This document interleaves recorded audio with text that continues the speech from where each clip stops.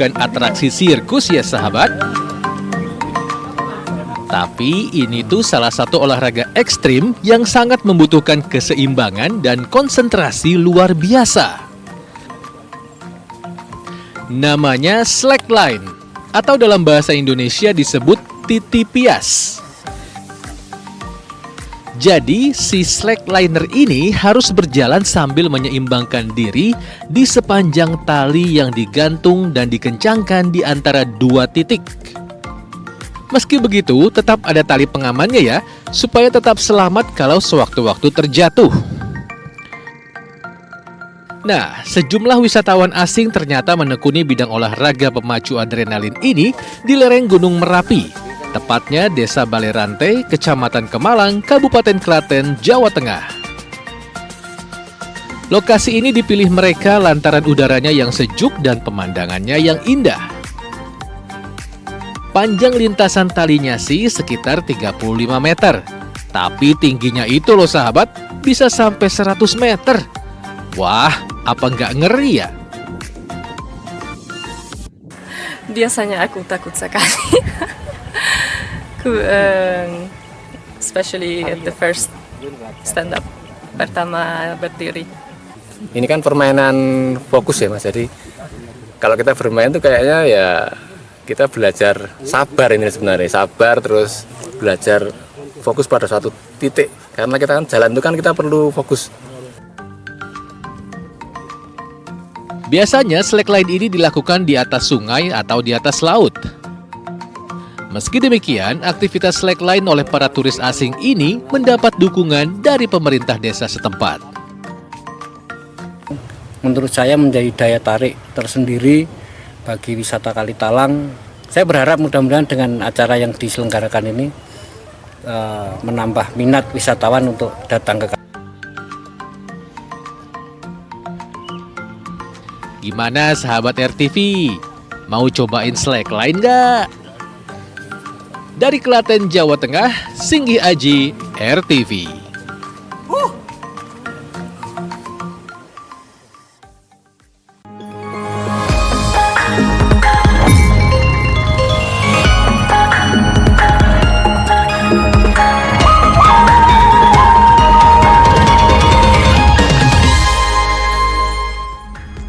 Halo, selamat pagi sahabat RTV. Bagaimana kabar kamu pagi ini?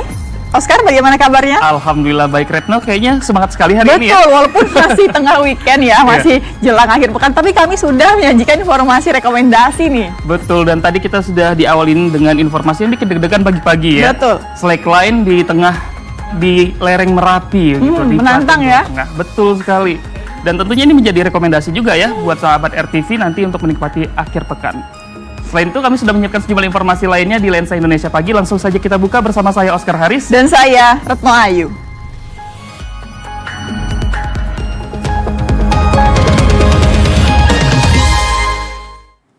Sahabat RTV, sebelumnya saya mau menanyakan Oscar dulu nih. Sudah sarapan di pagi ini? Belum dong, ini baru jam 5:30 kan ya? Iya, betul sih memang. Setelah itu, memang ini saya kayaknya udah kepikiran banget. Kayaknya nanti sarapan enak nih kalau makan nasi uduk yang komplit. Wah, ini pas banget nih Retno. Ada kuliner nasi uduk sambal matah yang lauknya spesial banget. Mewah deh nih pokoknya nih. Kita langsung aja lihat informasinya.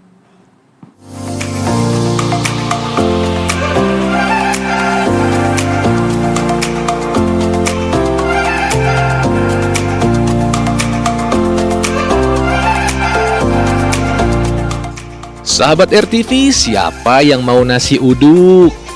Sabar, masih dimasak tuh sama chefnya. Wah, sedep sih kelihatannya. Bisa kebayang aroma santan, bawang merah, bawang putih, jahe, serai, daun salam, dan daun jeruk yang dijamin bakal bikin nasi uduknya makin gurih. Nah, tapi ini nih yang bikin nasi uduknya makin spesial. Yap, potongan ikan salmon. Wah, belum pernah coba kan nasi uduk ikan salmon? Nah, salah satu restoran di Jalan Raya Darmo, Kota Surabaya, Jawa Timur mencoba memadukan masakan western namun dengan sentuhan cita rasa lokal.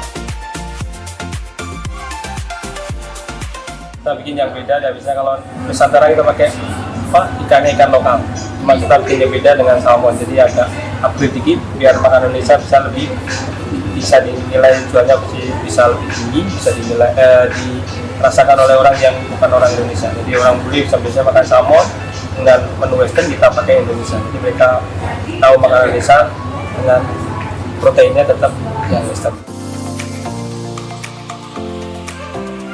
Udah gitu pelengkapnya adalah tumis kangkung segar dan sambal matah yang pedasnya nendang banget.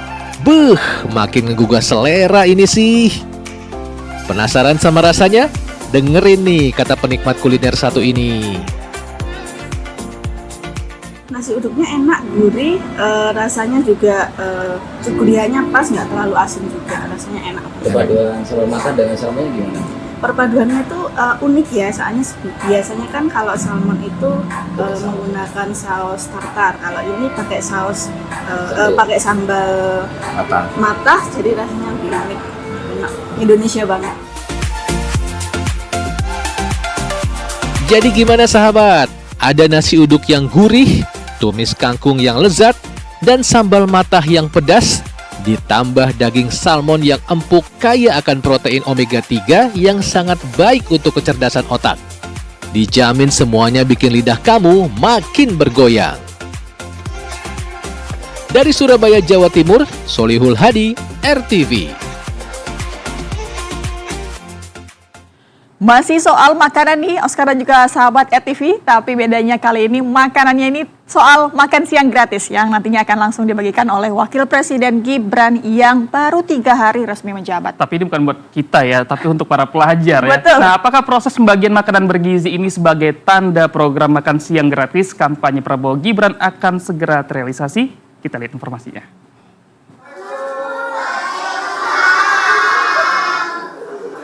3 hari jadi wakil presiden, Gibran Rakabuming Raka langsung gaspol bagikan makanan bergizi gratis di SD Negeri 3 Menteng, Jakarta Pusat pada Selasa siang. Sebanyak 500 siswa dan tenaga pendidik mendapatkan makanan bergizi gratis. Menunya ada nasi, telur, capcay, hingga jeruk. Menu makanan gratis ini seharga Rp23.000 per porsi. Kehadiran Wapres Gibran dalam pembagian makan siang gratis ini untuk memantau kandungan gizi dan kesiapan pelaksanaan. Kami dari lingkungan pemerintah provinsi siap untuk terus melanjutkan uji coba, insya Allah juga besok masih, kemudian juga lusa gitu ya, dan nanti kita akan terus petakan, kita evaluasi, kemudian juga ini anggarannya dari CSR mana, kami sampaikan tadi juga demikian juga, per paketnya berapa kami sampaikan, kemudian untuk follow up berikutnya gimana. Selama masa uji coba ini, makan siang gratis yang dibagikan masih menggunakan dana CSR dari BUMD. Sedangkan penggunaan dana APBN untuk program unggulan Prabowo Gibran ini baru akan terrealisasi di tahun 2025 dengan alokasi anggaran sebesar Rp71 triliun. Dari Jakarta, Olivia Ferrari dan Ricky Rusdiana, RTV. Ya, kalau tadi makanan yang mendatangkan gizi, tapi kali ini justru mendatangkan petaka. Sebab ada belasan siswa SD Negeri di Bandar Lampung keracunan makanan setelah mengkonsumsi jajanan yang dibeli di kantin sekolah. Ya, akibatnya para siswa alami mual dan muntah sehingga terpaksa dilarikan ke rumah sakit.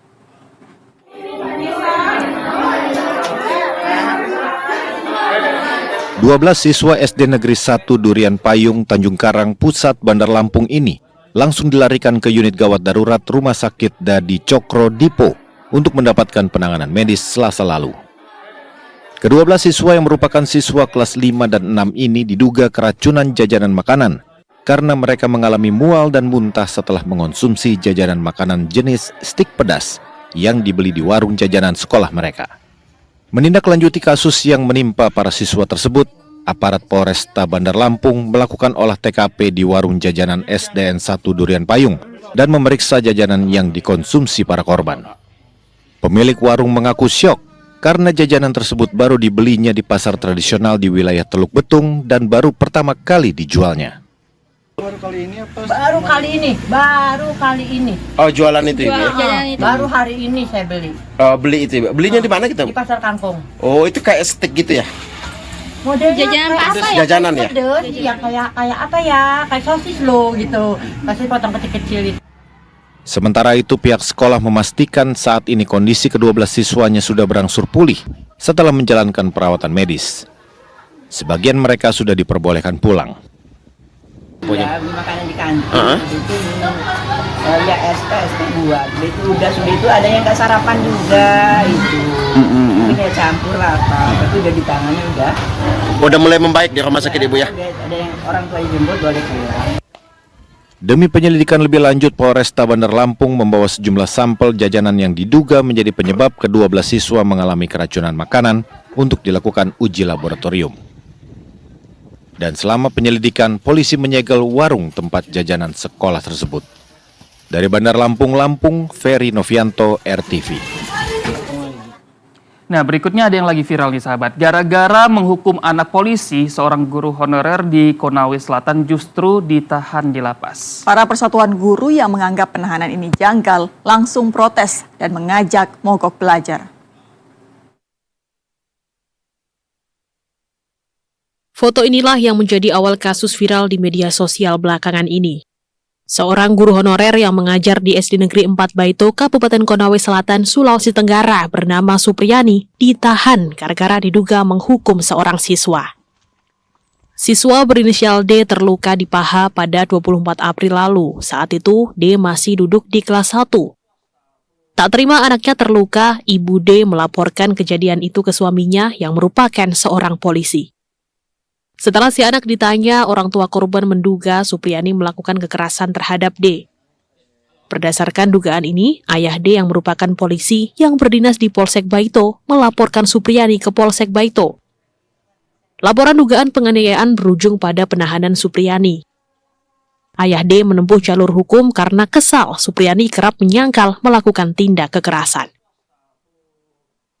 Saya cuma mencari keadilan buat anak saya, Pak. Karena yang bersangkutan mengelak kembali sudah melakukan itu pada tahap proses penyidikan. Yang saya sampaikan, kalau memang tidak berbuat, kenapa waktu ke rumah kamu akui semuanya bahwa memang betul kamu melakukan itu.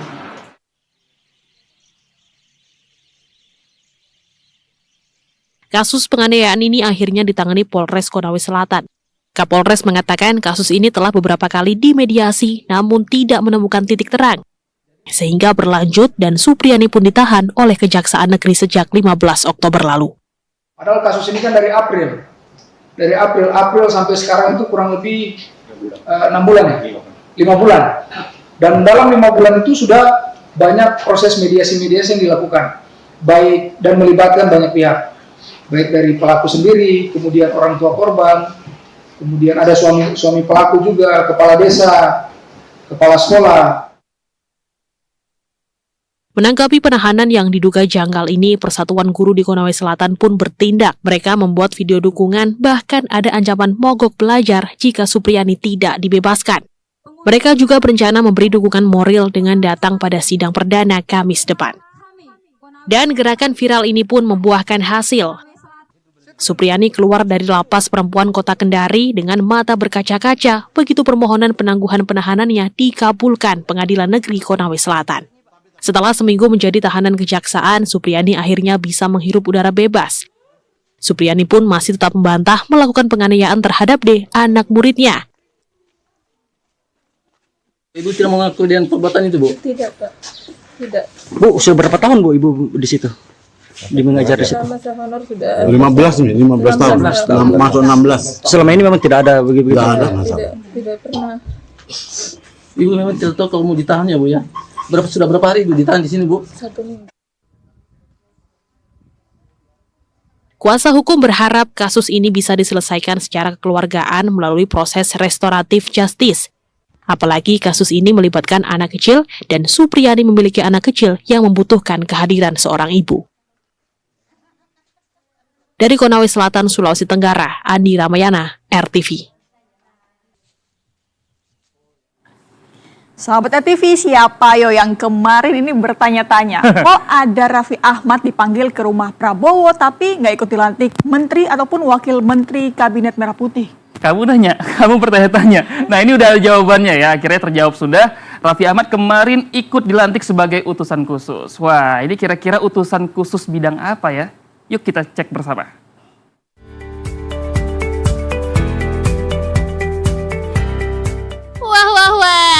Yang ditunggu-tunggu netizen akhirnya datang juga nih sahabat. Tak muncul dalam pelantikan menteri maupun wakil menteri, selebriti sekaligus influencer Raffi Ahmad akhirnya muncul di Istana Negara Jakarta Selasa kemarin. Didampingi sang istri Nagita Slavina, Raffi Ahmad datang jelang pelantikan utusan khusus hingga kepala badan. Dan akhirnya nama Raffi Ahmad disebut juga nih sahabat, lengkap dengan gelar Doktor Honoris Causanya. Dr. H.C. Raffi Farid Ahmad sebagai utusan khusus Presiden bidang pembinaan generasi muda dan pekerja seni. Bersama dengan 6 orang lain, Raffi Ahmad dilantik sebagai utusan khusus Presiden. Sesuai dengan bidang yang digelutinya, Raffi menjadi utusan khusus bidang pembinaan generasi muda dan pekerja seni. Tapi ada satu yang belum ketahuan nih sahabat. Raffi belum tahu kantornya di mana. Mungkin setelah ini saya juga menunggu instruksi dari Pak Presiden untuk nanti berdiskusi tentang program kerja apa saja yang memang harus kita sinkronisasikan. Kalau memang saya di sini sesuai dengan bidang yang menurut saya kapasitasnya bisa saya jalankan, yaitu pembinaan generasi muda dan juga pekerja seni. Mas, kantornya nanti di mana? Untuk itu mungkin nanti dari Pak Mensesnek atau Pak Sekap, mungkin kami masih menunggu. Selain Raffi, Miftah Maulana atau Gus Miftah juga dilantik sebagai utusan khusus Presiden. Tapi dalam bidang kerukunan beragama dan pembinaan sarana keagamaan. Berbeda dengan Raffi, Yovie Widianto dilantik sebagai staf khusus Presiden bidang ekonomi kreatif. Berdasarkan Perpres, utusan khusus merupakan jabatan setingkat menteri, sedangkan staf khusus setingkat dengan jabatan struktural eselon 1A. Dari Jakarta, Tim Liputan, RTV. Nah sahabat, baru juga sehari menjabat, udah ada yang bikin kisruh aja nih sahabat dari menterinya Prabowo Gibran. Apalagi kalau bukan Menteri Desa dan Daerah Tertinggal, Yandri Susanto. Yandri jadi sorotan publik karena menggunakan kop surat menteri untuk mengundang para kepala daerah dan juga pejabat desa untuk menghadiri haul orang tuanya. Kok bisa ya? Dan saya atas nama pribadi, atas nama menteri, mohon doa. Silakan. Baru 2 hari menjabat, Menteri Desa dan Daerah Tertinggal Yandri Susanto kini dalam sorotan publik. Ini disebabkan surat edaran Berkop Menteri Desa dan Daerah Tertinggal yang ditandatangani Yandri meminta kepada Kepala Desa, Ketua RT, hingga Kader Posyandu di wilayah Keramat Watu, Kabupaten Serang, Banten untuk hadir dalam peringatan haul kedua ibundanya. Surat ini beredar di media sosial setelah diunggah oleh ex-Menko Polhukam Mahfud MD di akun media sosialnya. Mahfud juga mengingatkan Yandri untuk tidak menggunakan atribut dan simbol-simbol pemerintahan untuk acara pribadi. Surat edaran tersebut sangat disesalkan oleh warganet, karena sudah seharusnya seorang menteri bisa memahami aturan dalam penggunaan atribut dan simbol-simbol pemerintahan. Belakangan edaran tersebut pun disinyalir untuk menggerakkan massa karena istri Yandri, yakni Ratu Rahmatu Zakiyah, merupakan calon Bupati Serang. Dugaan tersebut berdasarkan pantauan di lokasi, alat peraga kampanye istrinya terpajang di sekitar lokasi acara. Namun Yandri langsung membantah tudingan tersebut. Jadi itu salah satu yang kami undang itu memang unsurnya itu, ya. Dan ini acaranya tidak ada kaitan unsur politiknya. Tadi rekan-rekan wartawan dengar langsung ya kan, selama proses berlangsung murni ini adalah haul emak kami.